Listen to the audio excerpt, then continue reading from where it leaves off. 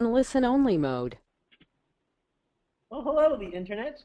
Thanks for tuning in to today's Think PPC Exchange, where we're going to be covering tracking, the ever-expanding PPC highway. So I am your host. My name is Sean Quadlin. I'm a senior account manager here at Canopy Marketing, and I'm a blogger at PPC Hero. And then we have two really tremendous guests today. So the first is Elizabeth Marston. She's the senior director of search at Portland Interactive. Elizabeth, how you doing? I'm good. Thanks for having me. Yeah, thanks so much for joining. And we also have, who didn't receive his due justice in the intro slide, so I apologize, Matt. We have Matt Umbro, the director of paid search at Exclusive Concepts and the founder of PPC Chat. Matt, how you doing? I am doing very well, thank you. Glad to be here. Yeah, glad to have you. And we were talking a little bit before this webinar started. I understand you no longer wear glasses, so this photo is tremendously out of date. I know. I need to send you guys another one. I took the plunge and got LASIK this summer, and very happy I did. So sophisticated and fancy. So these are the type of upstanding citizens we have on today's Think PPC debate. So guys, thanks so much for joining. Our topic again is the ever-expanding PPC highway. You can see it just stretching into the distance. URL tracking, it just creates such yearning, but it's so important, much like the West. And we're going to invite you guys to join the conversation. So if you have any questions, you can tweet ThinkPPC in a hashtag. And I love how this slide always says Twitter tweets. It's like electronic email. I just love the redundancy of it. And then we also have the webinar question box over on your GoToWebinar control panel. So please let us know. We'll be monitoring those, and we'll have some Q&A at the end. So keep it open. And we are going to start this debate, but just want to get a gauge of the audience, seeing basically what you guys are doing with your lives. So how long have you been in PPC? We have 4 options here: 1 year, 1 to 3, 3 to 5, or 5 plus. I'll start. I actually celebrated my 2-year anniversary. Is today the 26th? Today is my 2-year anniversary, guys. I'm still answering B. This doesn't matter. Happy anniversary. Thank you so much. It's a great day for me. So Elizabeth and Matt, how long have you guys been around? Elizabeth first. Oh, 7 years now. 5 plus. That's why you're a director right there. That's some. Yeah, they gave me the SEO teams and the social teams to help keep me busy. There you go. With 7 years, we need to find a way to be busy. How about you, Matt? Just about 6 years. It kind of fell into this career right after school, and stuck with it, and I very much enjoy it. Excellent. Yeah. So you guys, there's a reason you both have director in the title, 5 plus years. And so our audience today, we have, I think, a really good mix. So we have almost split among the 4 categories. Less than 1 year is the biggest. 1 to 3 years, my people, they're the second biggest. And then 5 plus for all you PPC dinosaurs, you guys hanging around forever. And then I think we have another question. Is that correct? We do have another question. So this just goes to your style of account management. So either have it yourself, you're part of a team that manages it, you can either outsource it, and you're just curious about PPC, and probably because our presentation skills are just so dynamic and wonderful. And then also maybe you're thinking about changing it. So Matt and Elizabeth, how about you guys? You both kind of mentioned it, but you're the directors, so I imagine you're part of a team that manages stuff for you. Yep, that's it exactly. Yeah, I mean, I'd say I think at various points, all 4 of these options have been applicable. Yeah, that makes perfect sense. Do you guys have designated URL tracking people, or is it kind of a rotating task among as needed by account managers? That's as needed. So each PPC strategist is pretty much responsible for their tracking. Yeah, agreed. I mean, it's something that, right away we train our PPC specialists on the proper tracking, and just so, from the very beginning it's in place for all of these clients. Yeah, so we do it the exact same way. And then we have a lot of real account managers here, and then we also have people that are part of a team. So welcome to all these account managers and specialists and all that business. So I think a lot of us, like you guys were saying, it kind of falls under our umbrella of duties, URL tracking. It's just part of what we do. And so that's why we have people attending here. So I guess just to start, to kick things off with a picture from a movie that I actually didn't enjoy. Megan's making quite a face at me, guys. The unheard, the webinar master. But I did not like Django Unchained. I thought it was too long. I also found it morally questionable, even though I'm a Quentin Tarantino fan. Needless to say, we don't need to get into that now. But guys, we'll start with you, Elizabeth. why should people tag their URLs, and can you think of any reasons people wouldn't want it? Just kind of on a top level. Sure. You know what? I didn't see Django Unchained, so maybe now I need to see it because I'm curious. But Don't do it. fair enough.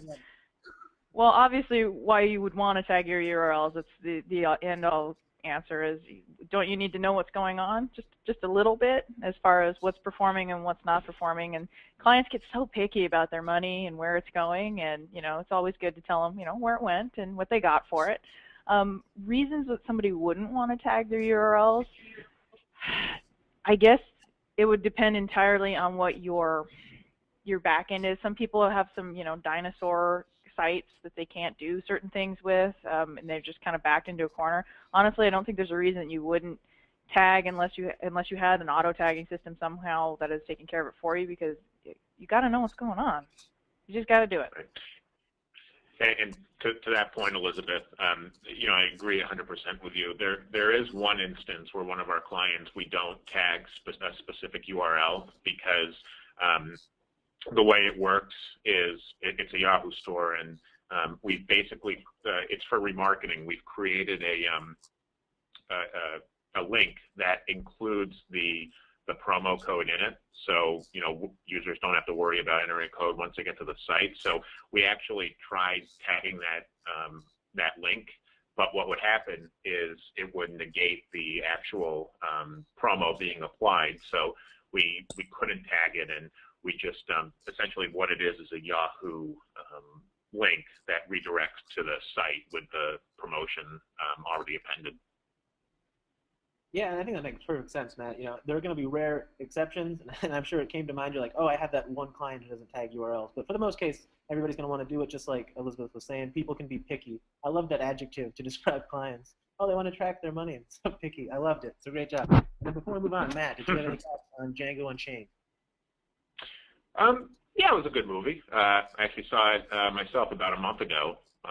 Interesting movie. I had heard a lot of mixed reviews about it, but overall I'd give it a 7 out of 10. Okay. Yeah, I think I'm in the minority. And whenever I'm in the minority about a movie, I like to be even more vociferous about my opposition to it. So I apologize to you guys for dragging you into this.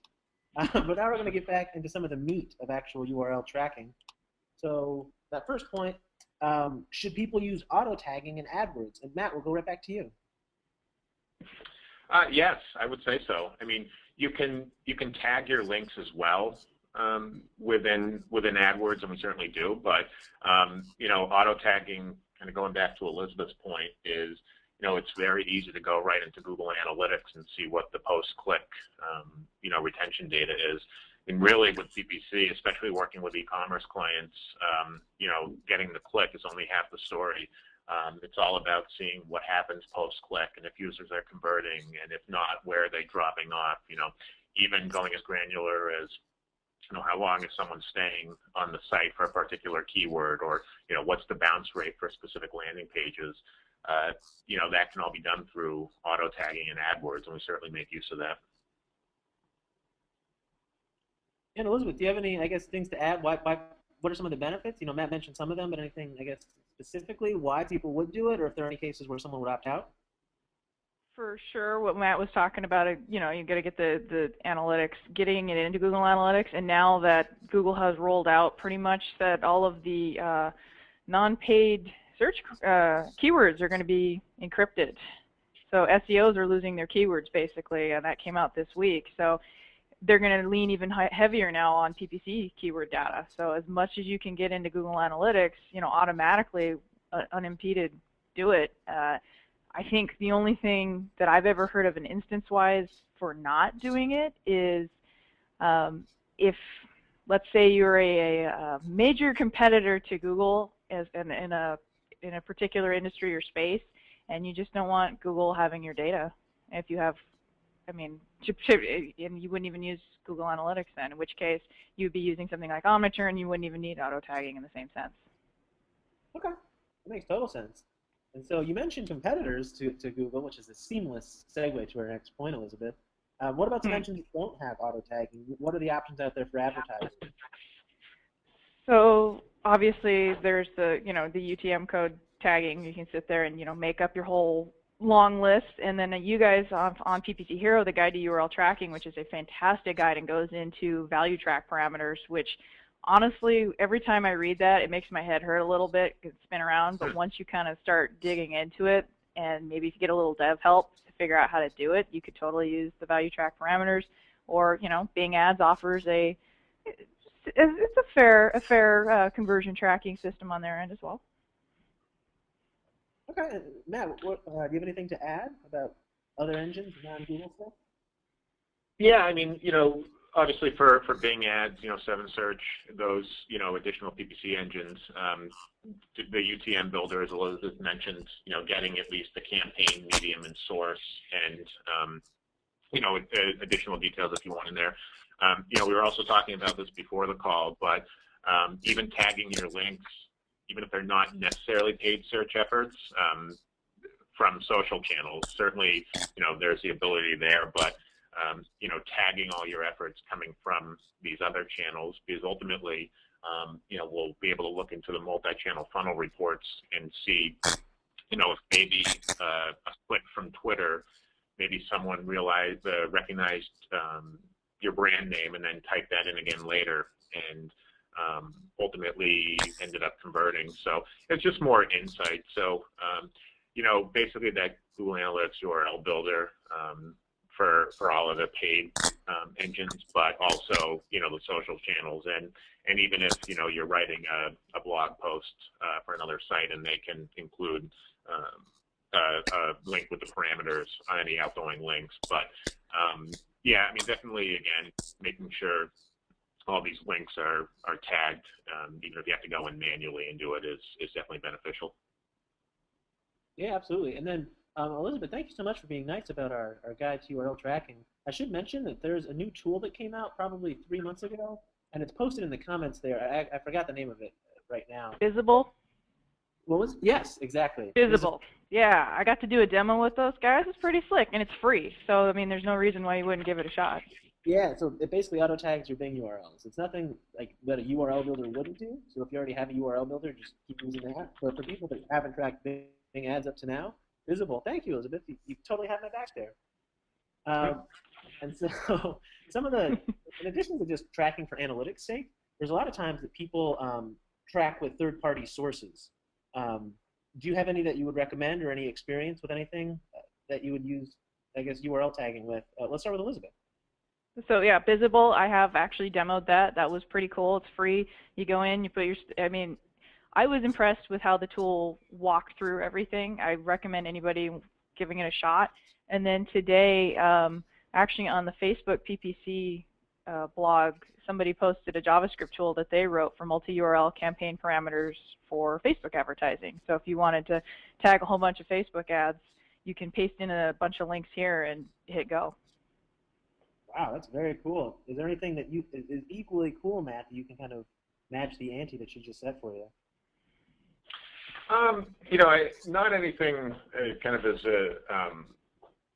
per se elaborate or you know, new as Elizabeth has mentioned, but we have worked with clients before on a platform called Convertro that went extremely in depth with the URL tracking, adding something like 8 or 9 parameters to every link, and that gave us you know, very comprehensive data, you know, that we could view in Convertro once we linked it up to our AdWords account. You know, I'm talking stuff like the ability to, you know, segment keywords by day directly within Convertro and how they converted. And I know you can do all of that in AdWords as well, but what Convertro allowed us to do was, you know, connect to both AdWords and Bing and, you know, all the different campaigns we had running there, and gave us the ability to look at that granular data.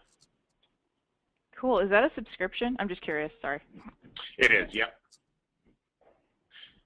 Yeah, we had we basically had a couple clients who were on it, and we took over when we took over their PPC campaigns. We received access to it, and it's the data nerds heaven. I guess, and heaven, I think we should cover. I think for a lot of us, it's kind of self-evident, but in case there are new people, you know, we do have a lot of less than 1 year experience. what are some of the insights that you get from URL tracking? So just a real quick aside, because I guess we forgot to talk about it. What's something, like you said it was heaven, Matt, what's a particular slice of heaven that people can get with URL tracking? Well, I'd say with URL tracking, I mean, first and foremost, it allows you to see, at the very least, how your traffic is doing by source. So AdWords gives you the auto tracking, but, again, going back to your question about the different search engines, if you use the Google Analytics URL builder and you put a medium as, source, or I'm sorry, you put the medium as, PPC, you can then see exactly how all of your paid search traffic is doing in comparison to organic, referral traffic, and then you can go to the next step and what the source is. So whether the source of the PPC traffic is Google or it's Bing or it's 7Search, you can hit the secondary dimension tab within Google Analytics and see exactly how everything's performing. And then finally, at the highest level, you can put particular campaigns within your URL parameters. So, for example, for Bing campaigns, we'll say Bing - campaign A, and we can see exactly what the post-click data looks like when someone gets to our site. Yeah, that all sounds great. And then Elizabeth, do you ever use URL tracking with lead systems? So you'll pass along some of that same stuff, like campaign information that's going to Google Analytics. Do you then pass it anywhere else? Yeah, we have a few clients who are lead gen based, and then we're at the mercy of the sales guy to tell us whether or not it's a good lead or a bad lead. And it does help to tag with that kind of campaign, or at the very least, like the ad ID information or at the keyword level, so that when that parameter gets passed, and hopefully they have, maybe a lot of them use Salesforce, some kind of integration, we can pull that information to figure out, just even in a general ballpark, are we getting there or not? What's bringing in a good lead versus a bad lead? Yeah, that's all. Oh, sorry, Matt. I was going to say, no, sorry to interrupt. I was just going to say, Elizabeth, I feel your pain there. Lead generation tracking has always been extremely difficult. Specifically, which leads are turning into good opportunities and which aren't. And, I think as PPC specialists on our end, we can certainly go the extra mile to, really follow up with clients, or, at times I've even been CC'd on all the forms going in. And so I know exactly, which ones the PPC ones are and aren't. But to your point, it's just something that, you do what you can on the front end, by tagging all those links and, tagging the lead source within a Salesforce. But, at the end of the day, it is up to the client to, let you know which of these leads are turning into legitimate opportunities. Yeah, it's definitely a challenge. I know I'm lead gen almost exclusively around here, and that's kind of this, I guess I get sick pleasure out of it, syncing up their Salesforce lead with our AdWords data. But I think it's very valuable every month to see what exactly is coming in. So that's the type of stuff that's possible with URL tracking. And so, this is a new thing. Universal Analytics, Google introduced it a few months back. And so a lot of us, we were talking before this webinar, there's some significant hurdles to clear before actually getting into it. And so none of us actually have live accounts right now. But Matt, what type of things, what possibilities do you think Universal Analytics could open up that makes it a little bit, just a step forward from what regular analytics offered? Yeah, and I preface this with again, the limited knowledge I do have on the subject, but I think with Universal Analytics, it gives us a better idea of the multi-device funnel. Whether people are coming from doing a search on phones and on their phone, and then actually purchasing or filling out a form on a computer. So I think it'll give better insight to that. And I know there's some more advanced coding that needs to be done aside from the regular Google Analytics. But ultimately, what I think Google's trying to do is just kind of essentially what they're trying to do with the same thing with enhanced campaigns, in the sense that they understand it's a multi-device world and want to get to the point where we can track that better. Will it happen? That's yet to be known, but I think that's the effort they're going toward. Yeah, and Elizabeth, do you, I guess what hurdles have you encountered, and do you have any strategies that people could think about when they're trying to get this stuff set up? Sure. So obviously, I would love to have more clients on Universal Analytics. Like we were saying, one of the hurdles is the implementation and the fact that it doesn't have quite the migration yet for anybody on the current platform to Universal Analytics. But man, the possibilities they're so endless when you think about it. I think it's going to actually open up a bunch of job opportunities for folks. I mean, we keep talking about big data and analytics specialists, and this kind of thing is really going to make a big difference from a universal marketing standpoint. So, you know, when you decide whether or not you're going to have a $10 off a 90 offer, you know, what kind of lift you might see online or in stores, being able to track people to, you know, just via their profile when they're showrooming in a store versus when they're actually buying. And then what I'm really excited about is being able to tie more value to paid search, because we do know that, I mean, deep down in our hearts, we know that paid search is, I mean, it's got to be one of the first touches, and we know that we're only getting a portion of the credit that we should, and we're not even getting a portion of the credit that we should be getting when it comes to, you know, what is the value of a paid click. Yeah, and that's a good point too, because Matt Van Wagner's recent article regarding what he calls the nuclear option of turning off paid search to see how much it impacted the campaign. Yeah, that was a great article over on Search Engine Land. So check that out. MVW, friend of the Think PPC webinar. He's done one of those in the past.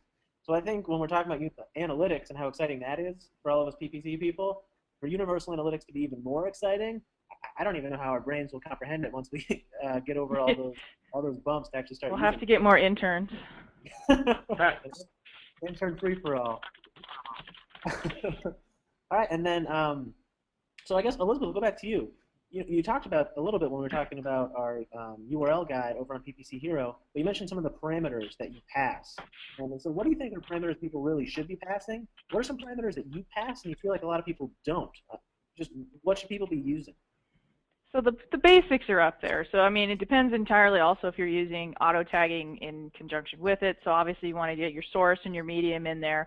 A lot of folks will put in something dynamic around the term, so that populates. Ad ID was what I mentioned earlier, because in analytics you don't, the way that you have to dive in, it would be better if you could do some kind of ad ID or some kind of, if you had a special, something that you could tag on there. That is something that a lot of folks don't go that extra mile to add on.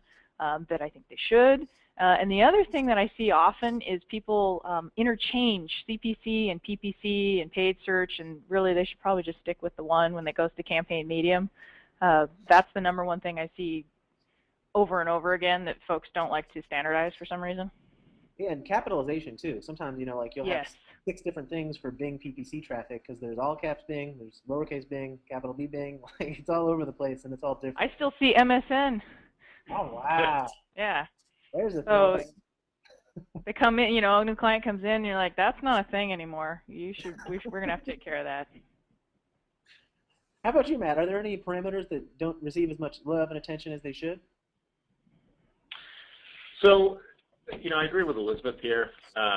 You know, in terms of the term and content within the URL builder, you know, I think those don't always get as much attention as they could, but you know, that's something definitely there that comes in handy. This isn't necessarily a parameter per se, but what I've used in the past is there's a Google Analytics hack you can do where you can actually see which search partners, you know, where the search partners are coming from your ads. And I know that in that URL tracking guide, you guys had mentioned the network where you could see whether the click came from Google search, the search partners, the display network. But you know, that's something that unfortunately with Google we either exclude all search partners or we include them all. But, you know, I know with Bing that we can exclude specific search partners, and you can see directly within Bing what those search partners are.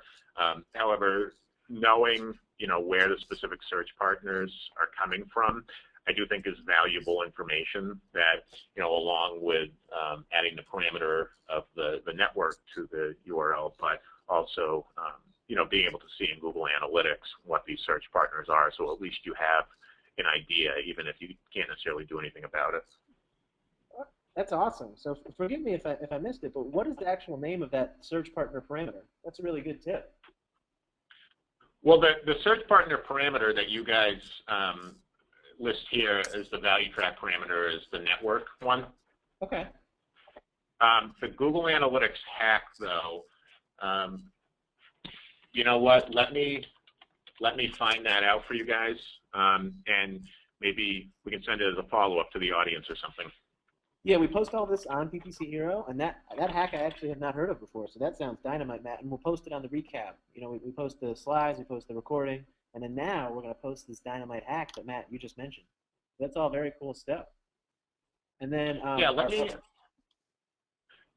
going to say, I'll look it up and find it out. But, again, I mean, hopefully at some point Google lets us exclude various search partners, but until then, at least we can be able to see what those search partners are. Yeah, I think that's very valuable information. That's awesome. That's my my tip of the day so far. And then our final point for discussion, and Matt, we'll just go right back to you. Are there any common frustrations? We talked about universal analytics, I guess, for a little bit, but what about just in general? And is there a way just to fix and avoid these? Just people, quick tips that people can fix them. Like we were talking about capitalization earlier. Anything similar to that? Elizabeth hit on it earlier, but sometimes the platform that clients are on, can sometimes cause issues with the tracking and ultimately how it's figured out in analytics. So.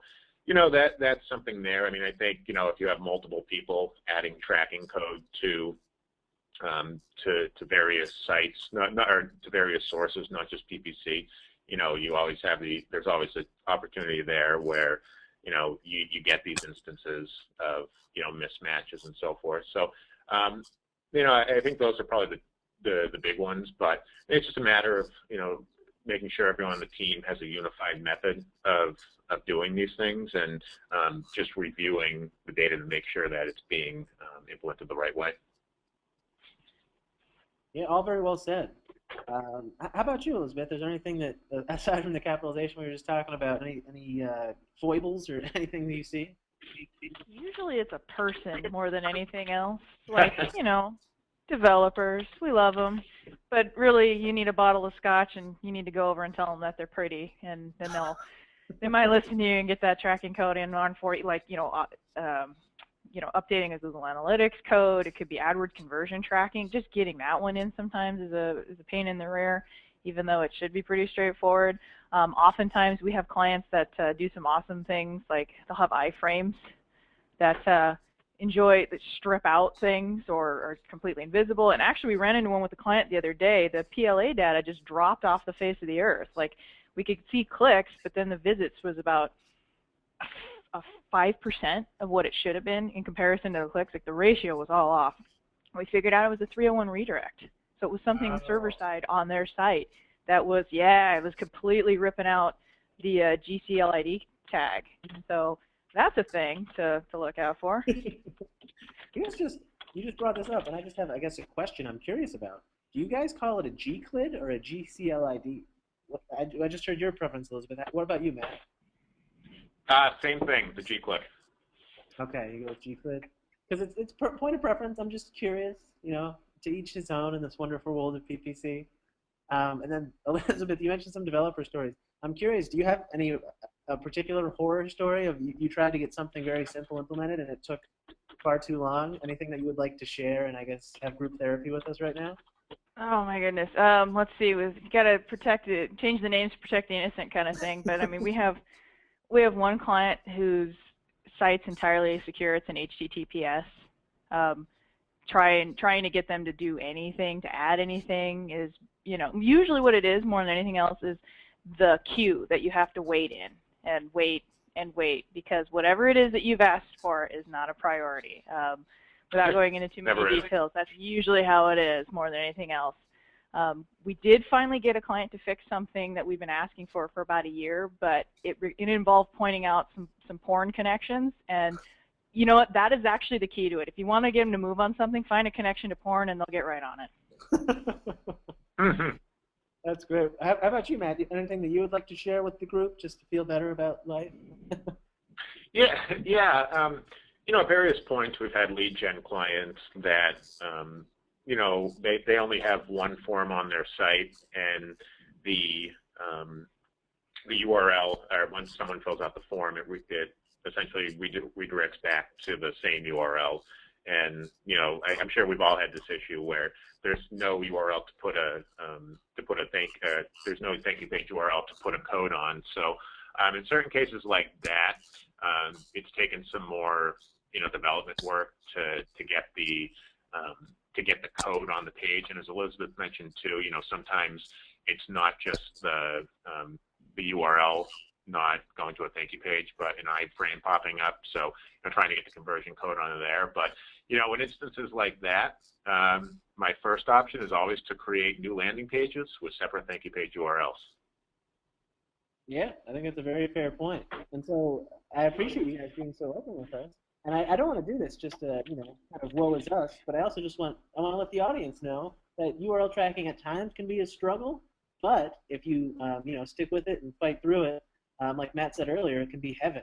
So just keep fighting a good fight, basically. Everybody has struggles, but ultimately your accounts will be better for it. And so now it's time to transition to Q&A time. So we had a couple of questions come in, and if any more come in, the days and weeks and months ahead, we can post something on the blog about it.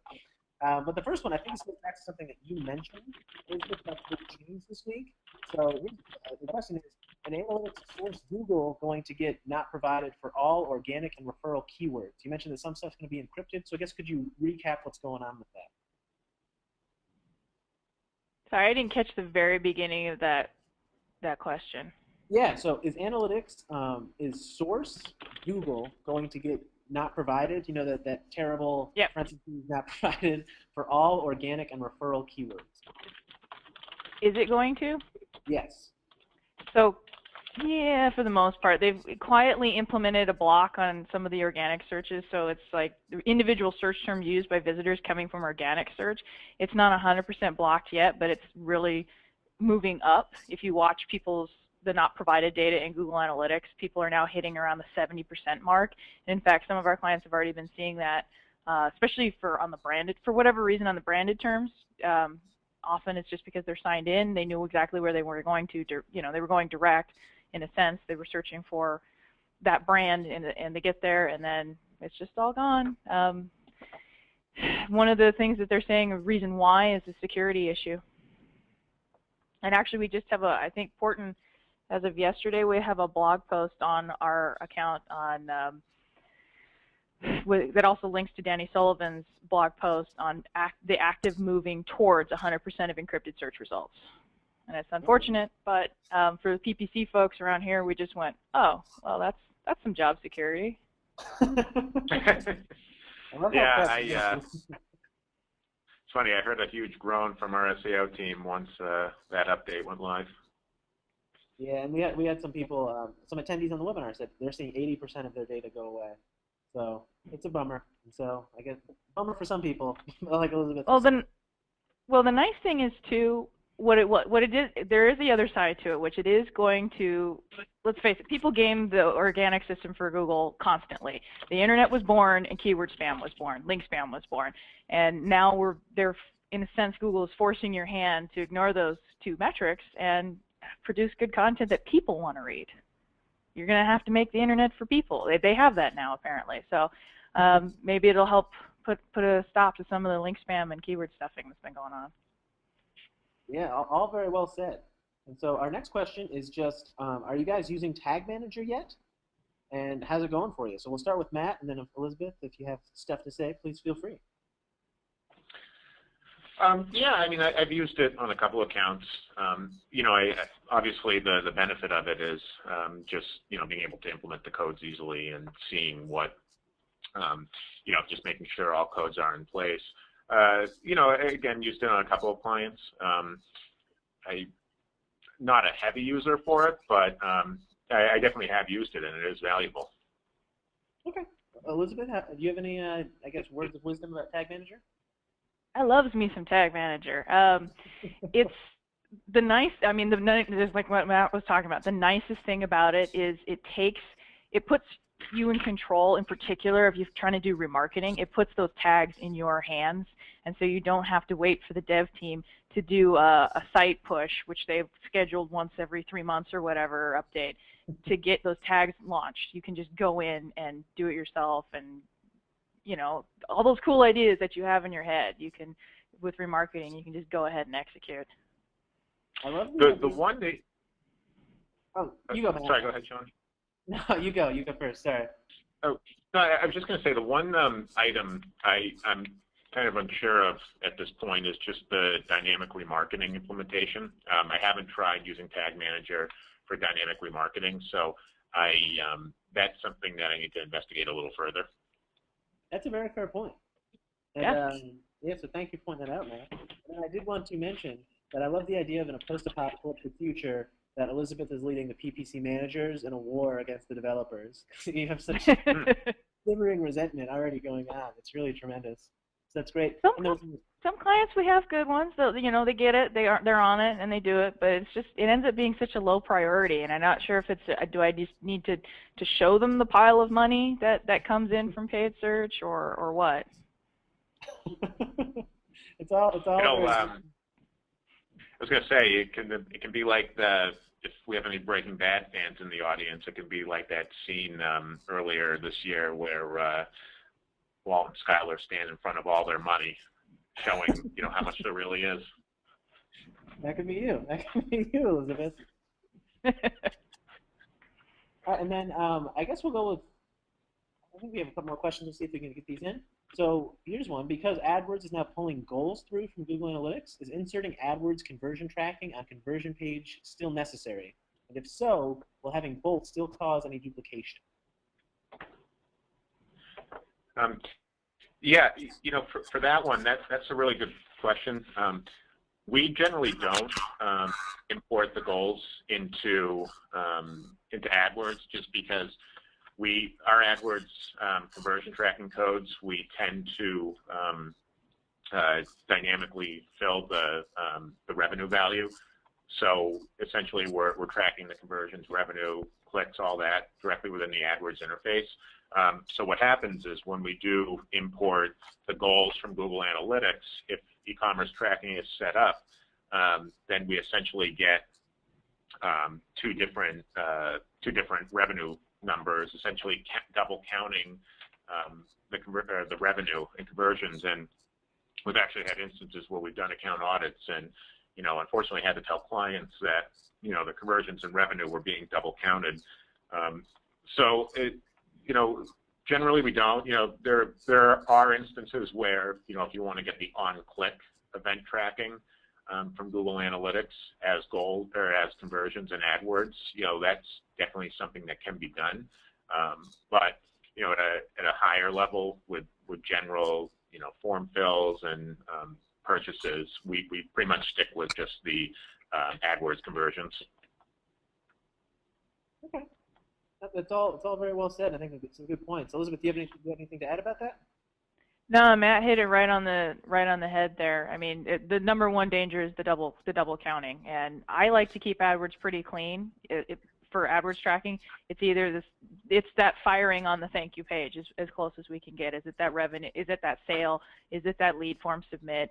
And just for the purposes of tracking when I'm in the AdWords interface, taking a look around on performance. And now that they've added the ability to widen the conversion window from the 30-day default, we got something new to play with.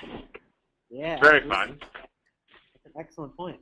And then we have a question that actually touches on something we were covering right before this webinar started. So a comment that somebody remembered, I know it's from an article from Justin Freed. People can use your links and pick apart your campaign structure. Do you guys have any suggestions for obscuring this information when it's in the URL? So when you have all that trailing tracking, is there a way to hide that from folks? And so Matt, you were actually talking about this just before we got on. Oh yeah, I mean the notion was, and I forget the name of the author and post, but yesterday I read a blog where basically the idea was that you create your URL in the URL builder, and essentially you then put that URL into Bitly, and you come up with a nice short URL that, especially for Twitter and, for Facebook, works very well. And the same process still happens once someone clicks that link. It still goes to the page with all the UTM parameters added, but, it's a lot cleaner right away. Do you have any, do either of you have any tips for how to kind of get that UTM stuff so it's not available in your URLs? Do you guys have any ways to obscure that you've used yourselves?